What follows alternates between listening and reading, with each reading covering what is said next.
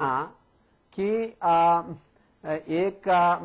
कहें कि इससे पहले कि कोई आयोग बैठा, हाँ। उस आयोग ने क्या कहा रिपोर्ट के अंदर, हम प्रिएम्प्ट करने लग जाएं, हम मनगढ़ंत बात कहने लग जाएं और अपनी तरफ से अपने आप में एक पार्टी बन करके कहने लग जाए, उसका तो मैं कोई औचित्य नहीं समझता। मुन्ना सिंह जी आप हमारे साथ। मुन्ना सिंह जी, उमेश कुमार जी हमारे एडिटर इन चीफ और हमारे सीईओ हमारे साथ जुड़ गए हैं। उमेश जी, ये जो पूरी की पूरी खबर है, जो सबसे पहले समाचार प्लस पर हमने ब्रेक की और जो तथ्य हमारे सामने आए, मुन्ना सिंह जी उन तथ्यों पर सवाल उठा रहे हैं और कह रहे हैं कि हमको पहले से पूर्वाग्रह से ग्रसित होकर बातें नहीं करनी चाहिए, जबकि हमारे विश्वास सूत्र कहते हैं कि इस रिपोर्ट में जस्टिस भाटी कमीशन ने लिखा है, मुख्यमंत्री जी के पास जो रिपोर्ट है उसमें कि निशंक साहब की सरकार ने गैर कानूनी, गैर संवैधानिक काम को अंजाम दिया। इसमें क्या गलत बात है? अतुल, मुन्ना सिंह जी बहुत सुलझे हुए राजनेता हैं और वो जो कह रहे हैं वो अपने हिसाब से बहुत सोच समझ कर कह रहे हैं, लेकिन ये रिपोर्ट क्योंकि अब कुछ दिन में विधानसभा सत्र है और भाजपा कई बड़े मुद्दे लेकर, ऐसे मुद्दे लेकर कांग्रेस को घेरने की तैयारी कर रही थी जिसमें कहीं ना कहीं कांग्रेस को अपना बचाव भी करना था। और भाटी आयोग की रिपोर्ट इस समय आना और उस रिपोर्ट पर कई तरीके के सवाल उठना, बातें उठना, वो लाजमी था। बात रही कि उस रिपोर्ट के अंदर क्या है।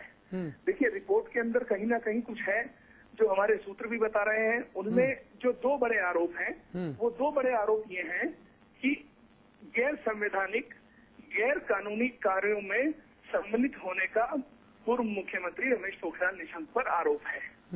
बात यहाँ तक की है। बात दूसरी ये है कि ये रिपोर्ट अब विधानसभा में टेबल होगी, सत्र सामने है, हंगामा लाजमी है, तो इस रिपोर्ट के अंदर कुछ ना हो ऐसा तो संभव नहीं है। सुबोध उनियाल साहब के पास चलूंगा, आपके पास आऊंगा। मुन्ना सिंह जी आपके पास आऊंगा, पहले सुबोध जी के पास चल दो। मुन्ना सिंह जी आपके पास आऊंगा, सारा आप ही बोल लेंगे, फिर तो बाकी लोग हम केवल दर्शक बन जाएंगे और हमसे नाराज हो जाएंगे, और मैं नहीं चाहता कि आप अपने छोटे भाई को सारे पैनल्स की नाराजगी झेलने के लिए मजबूर करेंगे। जी उनियाल साहब, अगर ऐसा है तो सरकार की तरफ से कैसे कड़े कदम उठाए जा सकते हैं, कब तक? देखिए अतुल जी, मैं आपको ले जाना चाहूंगा जून 2011 में। हाँ। जून 2011 में हमारे प्रदेश प्रभारी जो बीरेन्द्र चौधरी साहब हैं, उनके नेतृत्व में हमारे कांग्रेस के सभी विधायक, वरिष्ठ नेतागण, सांसदगण, हम लोग राष्ट्रपति से मिले थे और हमने तत्कालीन प्रदेश सरकार के ऊपर एक चार्जशीट फ्रेम जो राष्ट्रपति को सौंपी थी और कहा था कि इस सरकार के राज में भ्रष्टाचार की जड़ें मजबूत हुई हैं और राष्ट्रपति को हस्तक्षेप करके इस पर कार्रवाई करनी चाहिए। उसके बाद प्रदेश की जनता के आशीर्वाद से हम लोग सत्ता में आए।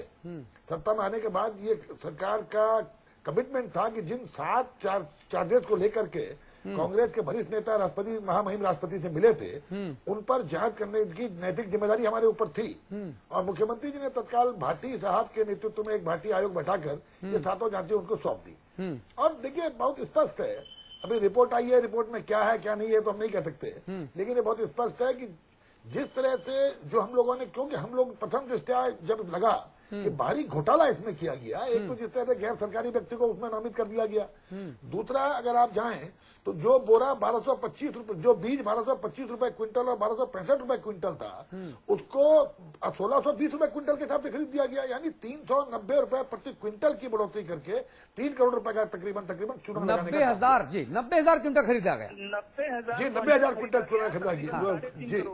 और इसके अलावा अगर आप देखिए तो जो वो जूट बैग जो लिए गए, जिन जूट बैगों की कीमत जब सरकारी अध्यक्ष था 20 रुपए 50 पैसे और 25 रुपए 77 पैसे थी, वही जूट बैग 37 रुपया 69 पैसे खरीदा के दाम से खरीदा गया और लगभग 1 करोड़ का घोटाला किया गया। तो ये बहुत स्पष्ट दिख रहा है और हमें ये हमारा मानना भी है कि संभवतः इस रिपोर्ट में इन सारे आरोपों की पुष्टि है और कहीं न कहीं जो भारतीय जनता पार्टी के राजकाज में, तो फिर इंतजार किस बात का है उनियाल साहब? अगर सारे आरोपों की पुष्टि है तो फिर इंतजार आप लोग किस बात का कर रहे हैं? दो बातें कैसी दोस्ती है? पहली बात तो ये है कि देखिए, सौभाग्य से प्रदेश का मुख्यमंत्री वकील भी है और प्रदेश का मुख्यमंत्री न्यायाधीश भी रह चुका है। अब सुबोध भाई तो खुद ही जो है आयोग की जगह लेने लग गए। विधानसभा सत्र शुरू होने वाला है। उमेश जी कुछ कहना चाहते हैं? उमेश जी मांग करेंगे कि उमेश जी कुछ कहना चाहते हैं? हाँ अतुल जी अतुल, मैं सुबोध जी इस सरकार के जिम्मेदार व्यक्ति हैं। मैं सिर्फ एक ही बात कहना चाहता हूँ कि ये सरकार जो काम उत्तर प्रदेश के अंदर होता है बसपा और सपा के ऊपर दबाव बनाने का, कि आप सीबीआई को उनके पीछे लगा देते हैं, फिर वो सब आगे जैसे ही वो मुंह खोलते हैं कुछ हो जाता है, तो इस रिपोर्ट के जरिए ऐसा ना हो। देखिए, एक बात का तो बिल्कुल साफ साफ हो गया है कि जो आरोप लग रहे थे कि माननीय मुख्यमंत्री विजय बहुगुणा और भाजपा की अंदर खाते कहीं ना कहीं एक उनकी दोस्ती है, निशंक जी के साथ उनकी मित्रता है, इसलिए वो उन्हें बचा रहे हैं। तो उसका तो आज पटाक्षेप हो गया है। ठीक बात है। लेकिन अतुल जी प्लीज उमेश जी के बात पे मैं टिप्पणी करना चाहूंगा। नहीं देखिए जी मुन्ना सिंह जी के पास चलूंगा। सुबोध भाई अब चौहान साहब नाराज हो जाएंगे। जी मुन्ना जी, ये फेयर ट्रीटमेंट अतुल जी नहीं होगा कि हम प्रिजुडिस हो करके एक व्यक्ति को केवल टारगेट करके बात करेंगे और उनके पक्ष में कोई बात नहीं रखने देंगे। हर आदमी भाटी आयोग की जगह ले लेगा स्वतः ही और अपने आप ही चार्जेस फ्रेम करने शुरू कर देंगे। भाटी आयोग के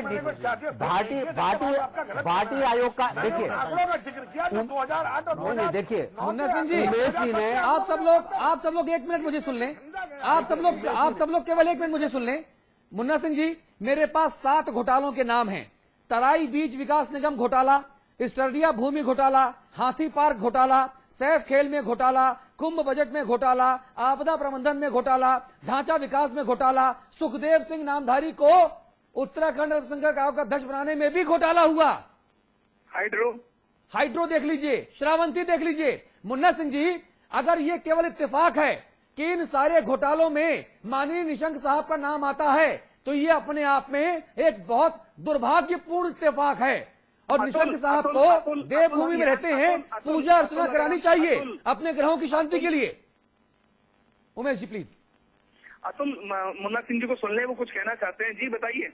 जी भी वकील भी हैं और न्यायाधीश भी रह चुके हैं। भाई तो अतुल पूरा विश्वास जी है। जी मुन्ना सिंह अतुल जी के बाद अतुल जी, कार्रवाई डिबेट का कोई मतलब नहीं रह जाएगा कि हम प्रिजुडिस होकर के बात करेंगे और पार्टीज बन करके बात करेंगे। ठीक है, सुबोध भाई चौहान जी को बोलने दीजिए प्लीज। सरकार के बारे में बात कर सुबोध भैया चौहान जी को बोलने दीजिए। जी चौहान साहब। अतुल भाई जी, मेरा सिर्फ इतना सबमिशन है कि भाटी आयोग के टाइमिंग के ऊपर खुद आपके सीईओ साहब ने एक प्रश्न उठाया कि चूंकि यहां पर विधानसभा का सत्र होने जा रहा है, सरकार उसमें घिर रही है तमाम सारी गंभीर मामलों में, उन्होंने केवल एक उस पे कोशिश किया, एक प्रयास किया कि कहीं ना कहीं एक वातावरण बनाया जाए कि भारतीय जनता पार्टी के सरकार के खिलाफ कोई गंभीर बात आ रही है। और लेकिन मैं आयोग की निष्पक्षता के ऊपर फिलहाल कोई सवाल करने की बात नहीं कर रहा हूं। लेकिन मैं ये कहना चाहता हूं, आप जिन तथाकथित घोटालों की बात कर रहे हैं, आपने ये निष्पक्ष कैसे निकाल दिया कि ये घोटाले आप लोग एक साथ बोलेंगे तो कोई समझ नहीं पाएगा, कोई सुन नहीं पाएगा, वक्त खत्म हो जाएगा। ये तो नहीं, मैं आप दोनों की आवाज बंद करने के लिए मजबूर हो जाऊंगा। आप दोनों मेरे बड़े भाई हैं। मैं विनम्रता से आपसे हाथ जोड़ के निवेदन कर रहा हूं कि अगर आप दोनों एक साथ बोलेंगे तो कोई सुन नहीं पाएगा। आप लोग कृपया अभिव्यक्ति की स्वतंत्रता के अधिकार का हनन ना करें और एक दूसरे को बोलने दें। अतुल जी उमेश जी, एक तरफ तो मुन्ना सिंह जी कह रहे हैं कि हमें प्रेजुडिस होकर बात नहीं करनी है। हाँ। दूसरी तरफ वो आयोग के समय और टाइमिंग के ऊपर सवाल उठा रहे हैं। बात अगर आयोग को सरकार नियंत्रित कर रही है तो बात अलग है। अगर ये कहना चाहते हैं, मैंने नहीं कहा, ये आपने कहा। मैं तो ये कह रहा हूं कि आप जिन तथाकथित घोटालों की बात कर रहे हैं, आपने ये निष्कर्ष कैसे निकाल लिया कि उसमें आयोग ने या सब जांचों में निशंक जी को उसमें दोषी पाया गया है? सीएजी की रिपोर्ट देखी आपने? निशंक जी को आपने कैसे व्यक्तिगत तौर पर सीएजी की रिपोर्ट? अरे लड़े फौज नाम सरदार का आज सरकार में गड़बड़ी हो रही तो मुख्यमंत्री जिम्मेदार होगा कि नहीं होगा? सरकारों की बात कैसे हो सकता है? एक सेकंड मुन्ना भाई, 1 मिनट रुकिए। अरे उनियाल जी 1 मिनट रुकिए। सुबोध उनियाल जी 1 मिनट रुकिए। मुन्ना सिंह जी आपने एक मौलिक बात उठाई, उस पर मैं एक टिप्पणी करूंगा जी, और लंबी दूर से टिप्पणी नहीं लाऊंगा, पड़ोस से लाऊंगा, जिसका कल तक हम सब लोग एक ही हिस्से थे, उत्तर प्रदेश से। मायावती ने पत्थर से, छेनी हथौड़े से हाथी बनाया क्या? नहीं। मायावती अपने ट्रक में लेके आई हाथी? नहीं। मायावती ने कन्नी और गारा लेके स्टॉल किया हाथी? नहीं। मायावती ने बिल पे दस्तखत किए? नहीं। मायावती ने स्टोर की कीपर थी मायावती? नहीं। लेकिन हाथी घोटाला जो हुआ, पार्क घोटाला, उसका अपयश गया मायावती के सिर। एक चीज, उत्तर प्रदेश में जियाउल हक मारे गए, नहीं, ठीक है, सुन मैं सुन मान लीजिए, लिया कि सुन moral- भाई, सुन moral तो, responsibility अरे आई मुन्ना है। भाई, सुन लीजिए। तर्कपूर्ण बात। जियाउल हक मारे गए, मुलायम सिंह यादव तो राइफल लेके जाएंगे नहीं तो रोकने के लिए, लेकिन अपेश सरकार का एक ये लोकतंत्र का मूल तत्व है। अगर निशंक जी के समय में घोटाला हुआ तो भुवन चंद्र खंडूरी को जिम्मेदार ठहराऊंगे, गोविंद वल्लभ पंत को, या हेमवती नंदन बहुगुणा का नाम लूंगा? आप मुझे बताओ ना, क्या हेमवती नंदन बहुगुणा का नाम लूंगा? नहीं ना, ये तो स्थापित तथ्य है, ये स्थापित तथ्य है। डोमेन में आई नहीं तो घोटाला कहां हुआ?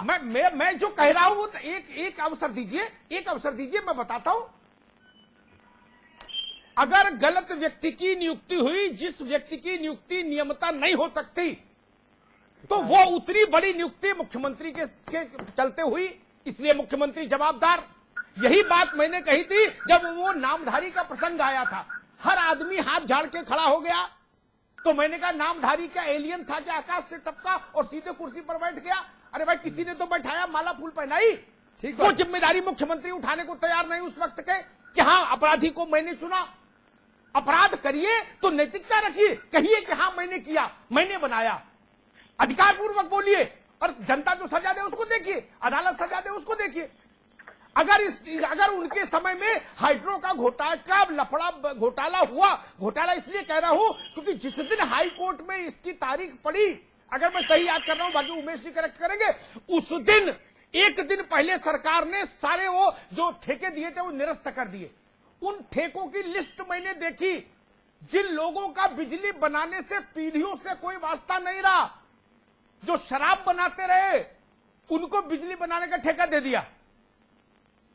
ऐसे प्रसंग आए और हमने देखा इन प्रसंगों में नैतिक जिम्मेदारी का सवाल उठता है, कानूनी जिम्मेदारी का सवाल उठता है, लोक लाज का सवाल उठता है, और जनता के पैसे का दुरुपयोग का सवाल उठता है। और एक बात मैं और कहूंगा, मैंने अजय भट्ट को सुना, अजय भट्ट जी ने कहा, मेरे मित्र हैं अजय भट्ट, उन्होंने कहा राजनीतिक दुर्भावना से प्रेरित है कदम ये कांग्रेस की सरकार का। मैं मानता हूं राजनीतिक सद्भावना होनी चाहिए प्रदेश के विकास के लिए, राजनीतिक सद्भावना होनी चाहिए समाज के विकास के लिए, लेकिन एक दूसरे के घोटालों पर पर्दा डालने के लिए राजनीतिक सद्भावना अस्वीकार्य है। दुर्भावना इसमें राजनीतिक दुर्भावना का प्रश्न कहां से आ गया? ठीक बात। जनता के पैसे के साथ न्याय होना चाहिए, हुकूमत में कोई रहे। मैं तो कहता हूं कल आप सरकार में आइएगा तो सुबोध उनियाल जी की पार्टी की सरकार में जो लोग इस वक्त है उनकी जांच आप भी कराइए, और तब अगर ये कहेंगे दुर्भावना पूर्ण है तो भी मैं विरोध करूंगा। इसमें दुर्भावना सद्भावना का प्रश्न नहीं। भारतीय जनता पार्टी ने कभी भी अजय भट्ट ने कहा गठन का विरोध नहीं किया, अजय भट्ट ने कहा कभी विरोध नहीं किया। अजय भट्ट ने कहा मुझे आपत्ति है, अजय भट्ट ने कहा, मेरे मित्र हैं अजय भट्ट, उन्होंने कहा कि दुर्भावना नहीं, दुर्भावना के कवच में चीजों को छुपाइए नहीं, अन्यथा लोकतंत्र में सड़ांध पैदा हो जाएगी, सड़ांध। ठीक बात। अगर दुर्भावना का कवच तंबू डाल देंगे ना कूड़े के ऊपर तो गंध तो आएगी ना, कूड़ा दिखे भले ही नहीं। ऐसा खेल मत खेलिए पंजाब जैसा कोई नहीं। और कई बार ऐसा होता है कि कूड़ा दिखता है लेकिन हम ना देखने का ड्रामा करते हैं। इसलिए मैं मूल सवाल उठा रहा हूं। मेरी रुचि इसमें नहीं कि बोरा किसने 4 बोरे कम गिन लिए या 4 बोरे ज्यादा गिन लिए। मूल सवाल है मंशा का। चाणक्य ने कहा कि राजकोष का 1 पैसा भी अपने हित में उपयोग करना गाय की हत्या के समान है। राजा की परिभाषा यहां से शुरू होती है। और किसको जिम्मेदार कहें? मैं हमेशा एक बात बहसों में कहता हूं, जो लोग मुझे सुन रहे हैं पिछले 10 वर्षों से, वो एक ही बात मैंने कही कि मैं बाबू और चपरासी और क्लर्क से जवाबदारी में बहस में उलझना नहीं चाहता। जिसको जनता वोट देती है सवाल उससे पूछा जाना चाहिए। कल मैंने उत्तर प्रदेश के एक बड़े मंत्री को भी यही कहा था। उन्होंने कहा था आप मुझसे क्यों पूछ रहे? तो मैंने कहा था मैं होमगार्ड और सिपाही से पूछूं। चुनाव उसने लड़ा था, चुनाव आपने लड़ा, हुकूमत आपको सौंपी, तो सवाल किससे करेंगे? अगर निशंक उस वक्त मुख्यमंत्री थे और आयोग कहता है कि ये नियुक्ति गलत है, नियमता संविधान विरोधी, तो जिम्मेदारी किसके सर जाएगी? निश्चित तौर पर निशंक के सर जाएगी। अगर उस समय भ्रष्टाचार हुआ तो उस भ्रष्टाचार की जिम्मेदारी तो लेनी होगी ना। मुन्ना सिंह जी, अगर इंदिरा जी को अतुल 71 की अतुल लड़ाई का आप श्रेय मौका गया मैं तो मौका दें तो मैं 77 का अमिताभ जी अपयश की भी बात गया। को टिप्पणी करना चाहूंगा। जी जी बोलिए बोलिए बोलिए। आप मौका दें तो मैं अमिताभ जी की मैंने बात को आपको टिप्पणी 5 करना मिनट दिया, यहाँ से ठीक 5 मिनट आपके, 5 मिनट योर। बिल्कुल। मैंने अपना कार्यक्रम का बिल्कुल। वक्त आगे बढ़ा दिया है, चलिए।